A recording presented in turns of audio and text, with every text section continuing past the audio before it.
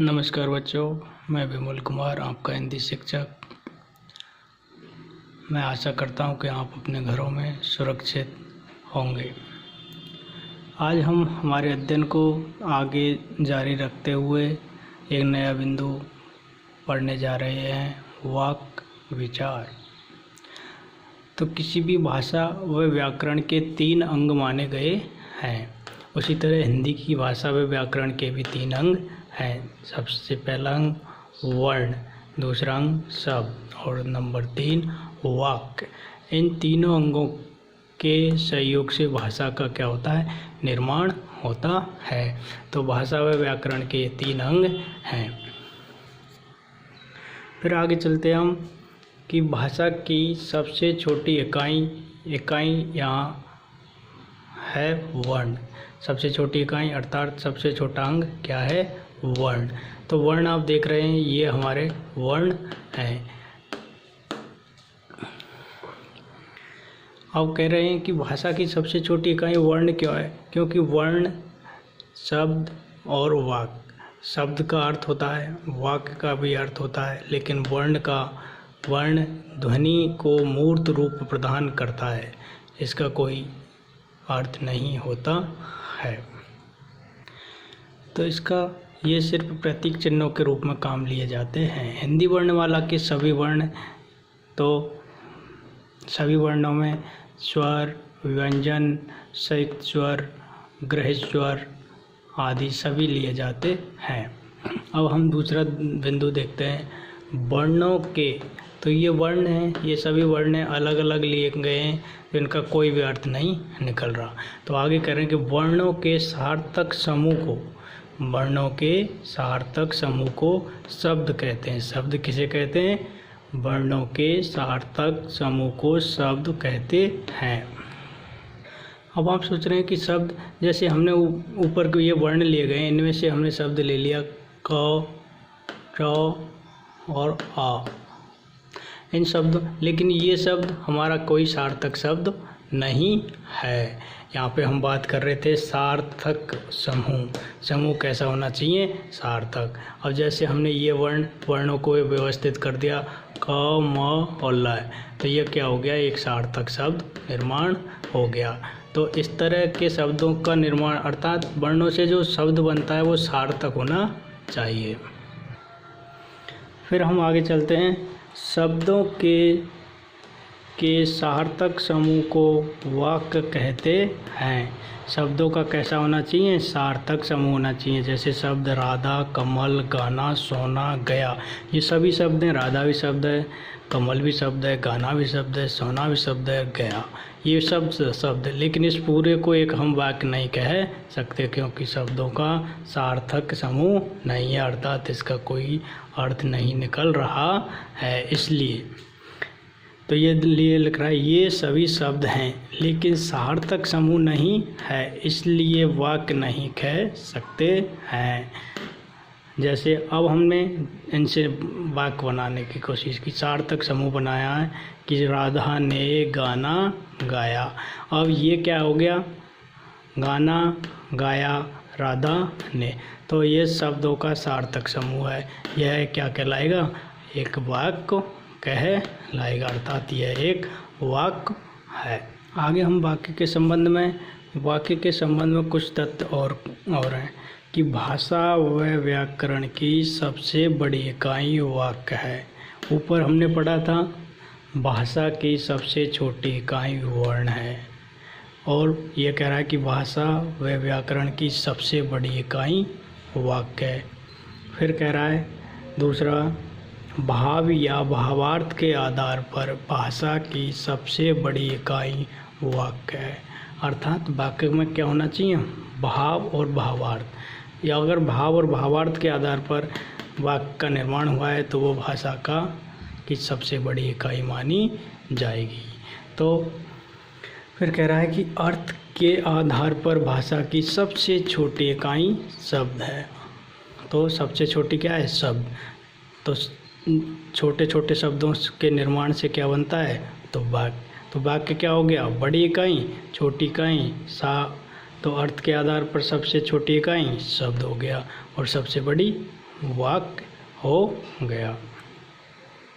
तो इस तरह हम पढ़ने के बाद हम आगे चलते हैं कि वाक्य की परिभाषा क्या है। वाक्य की परिभाषा, तो वाक्य शब्द समूह का वह सार्थक विन्यास होता है जिससे उसके अर्थ एवं भाव की पूर्ण सुस्पष्ट अभिव्यक्ति होती है, उसे वाक्य कहते हैं। अर्थात वाक्य क्या है? वाक्य है शब्दों का सार्थक,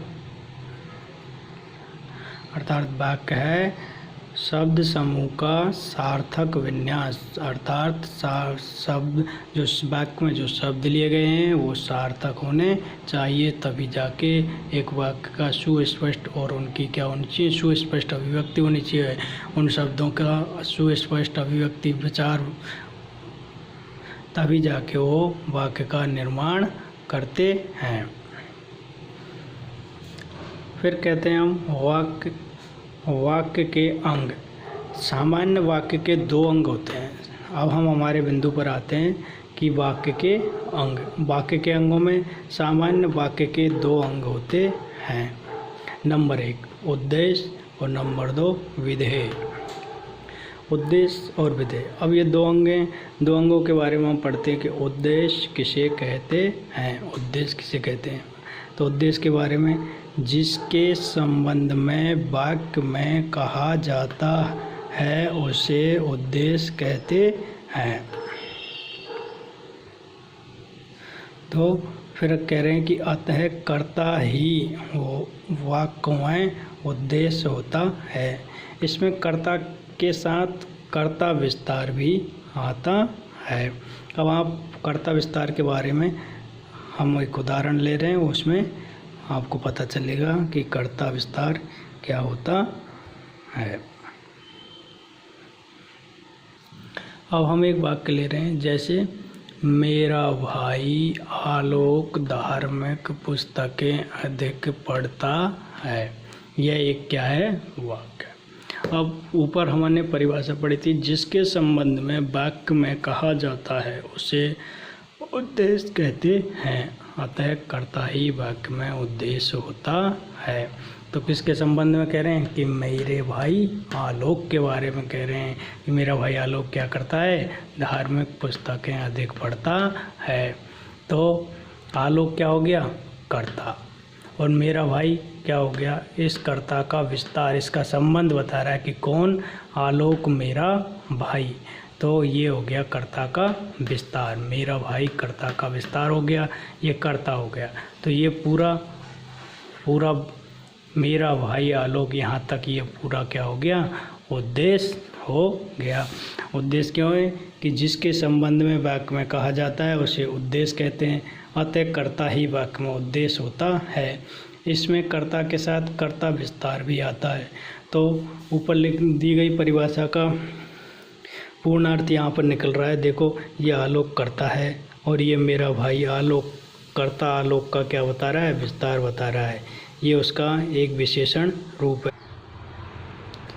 तो इस तरह मेरा भाई आलोक कर्ता की क्या कर रहा है? विशेषता बता रहा है। तो ये क्या हो गया? मेरा भाई विशेषण हो गया। विशेषण की परिभाषा में विशेषण पढ़ेंगे तब बताएंगे आपको। विशेषण कहते हैं संज्ञा या सर्वनाम की विशेषता बताने वाले शब्द विशेषण कहलाते हैं। तो यहाँ पर आलोक क्या हो गई? संज्ञा हो गई, और इस संज्ञा की ये क्या बता रहा है? विशेषता मेरा भाई। तो इस तरह इस वाक्य में उद्देश्य क्या हो गया?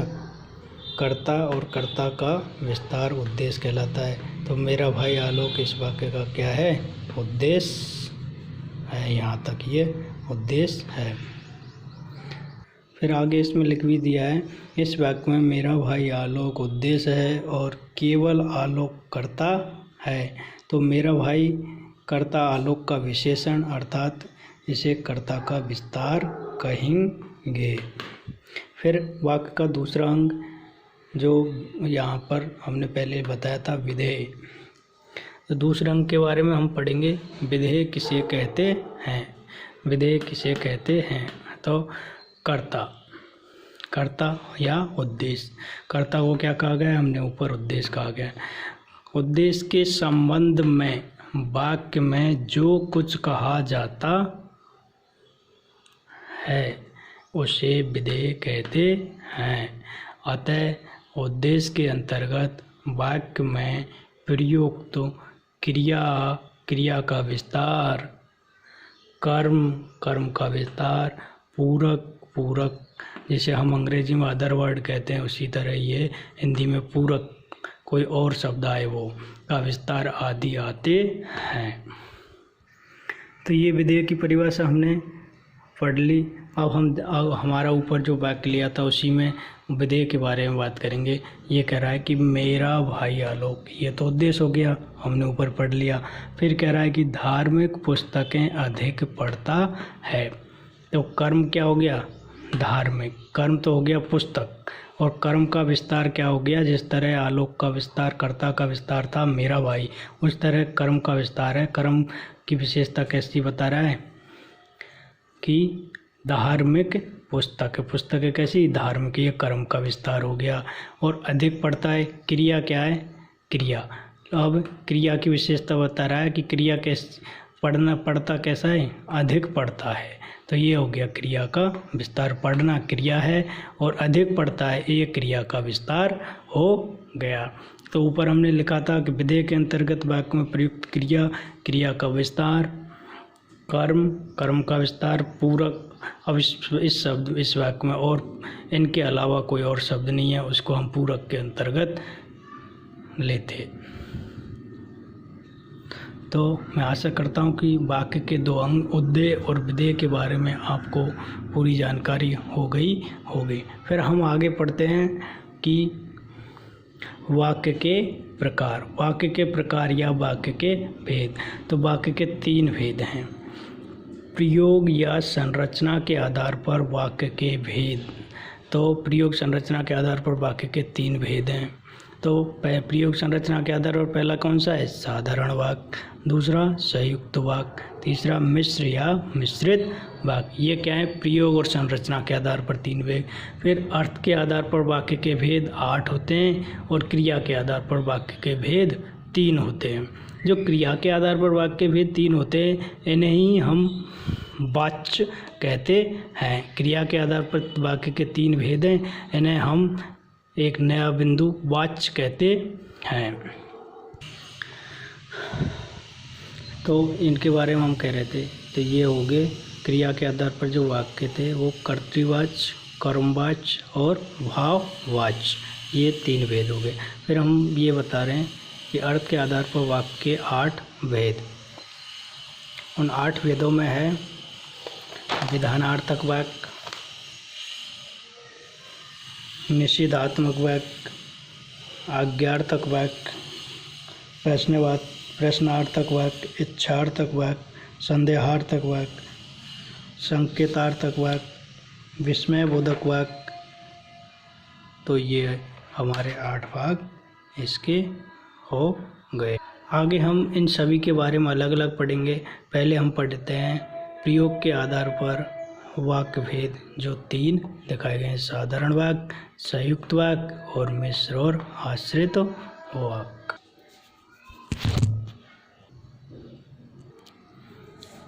तो जो नीचे लिखा हुआ था उसको हम ऊपर विस्तृत रूप से देख सकते हैं।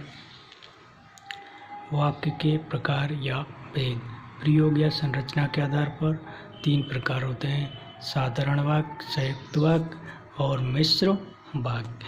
फिर दूसरा है अर्थ के आधार पर वाक्य भेद।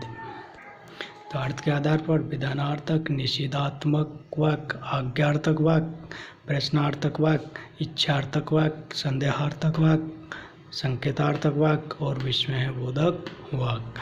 फिर हम कह रहे हैं कि क्रिया के आधार पर वाक्य के भेद: कर्तृवाच्य, कर्मवाच्य और भाववाच्य। ये क्रिया के आधार पर वाक्य भेद हैं जिन्हें एक अलग बिंदु वाच्य के आधार पर हम अलग से अध्ययन करेंगे।